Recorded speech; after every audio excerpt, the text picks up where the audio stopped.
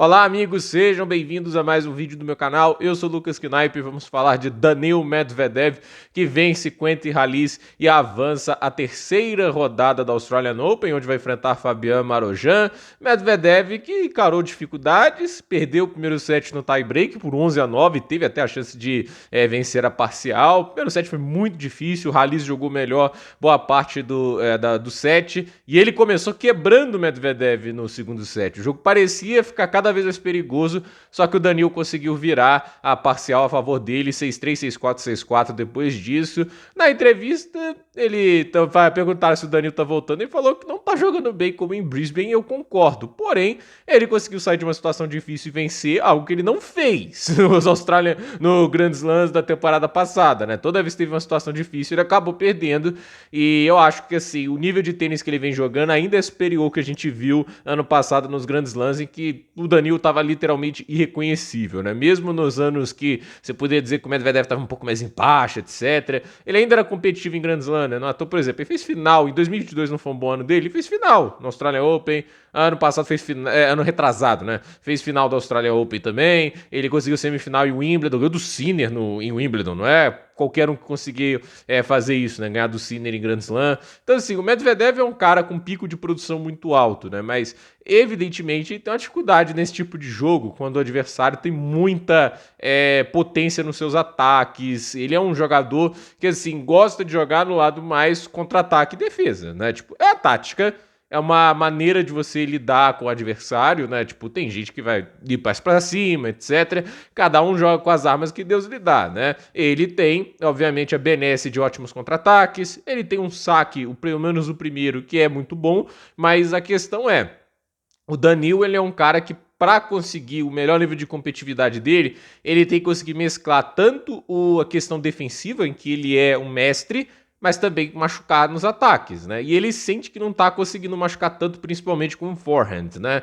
Ele não tá conseguindo gerar tanta potência. E o Daniil é um cara que, assim, ele pode até acelerar mais do que a gente vê, mas ele se preocupa muito com colocação. Ele não é um cara que quer, tipo, levar ao limite do limite, entende? Ele sempre vai se preocupar com a colocação e colocar o máximo de força que ele acha que consegue naquele lugar. Por isso você vê que os golpes dele, às vezes, não estão machucando, mas na maior parte do tempo tá quase dentro da quadra, bem colocado. Então, assim, ele preza muito pela colocação. Só que para conseguir machucar, ele precisaria estar acelerando um pouquinho mais.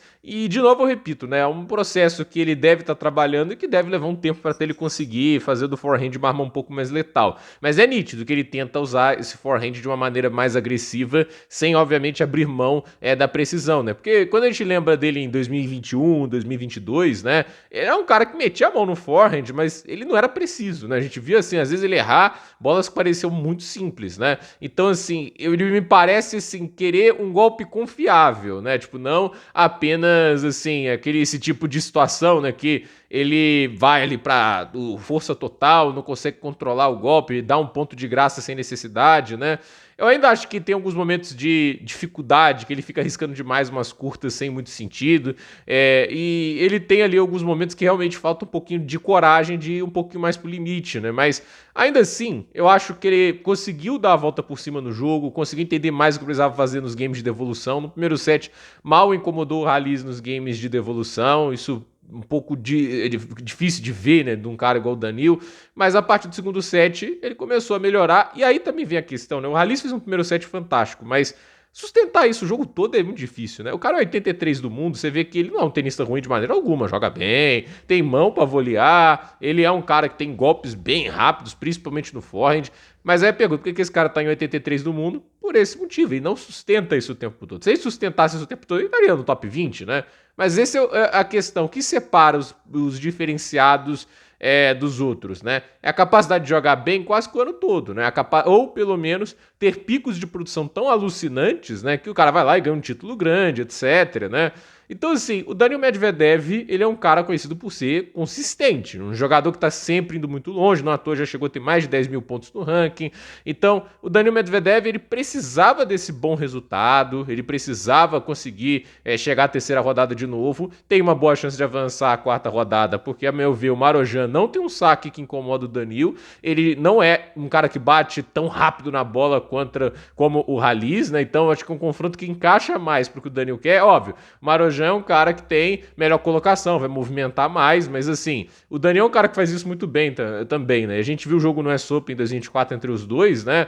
Assim, por mais que o Marozsan conseguisse incomodar em alguns momentos, no contexto geral foi um domínio muito tranquilo de jogo pro Daniil. Então, assim, vamos ver o que o russo consegue, mas obviamente, assim, o fato de já estar na terceira rodada, já estar ganhando alguns pontos, né? Ele vai pavimentando o caminho dele para conseguir voltar dentro do top 10 e quem sabe aí voltar àquela competitividade que um tempo era uma coisa que colocava dúvida na nossa cabeça se ele ia ganhar de um Sinner, de um Alcaraz, porque ele já foi capaz de fazer isso em Grand Slam. Então, eu peço que o Daniil ali, eu torço muito para que o Daniil volte a ser aquele cara competitivo e se ele conseguir realmente trabalhar esses pontos do jogo dele, seja o voleio e seja obviamente um forehand mais agressivo, o saque mais confiável, eu acho que ele tá sacando melhor, eu acho que ele tem cometido menos erros de saque, tem sido quebrado menos vezes do que foi na temporada passada. Então, assim, se ele conseguir corrigir esses problemas, ele volta, obviamente, a ser um dos protagonistas do tênis mundial. E até agora é 7-0 na temporada, né? Tipo, óbvio, ainda não enfrentou Sinner, não enfrentou Alcaraz, não enfrentou nenhum figurão, mas não dá pra negar. 7 vitórias, nenhuma derrota, parar de perder para jogadores de ranking muito abaixo, já é um progresso notável para uma temporada passada que só aconteceu aos montes. Então, gente, por esse vídeo é isso, dúvida nos comentários, deixe seu like, se inscreva no canal, compartilhe esse vídeo e até o próximo vídeo.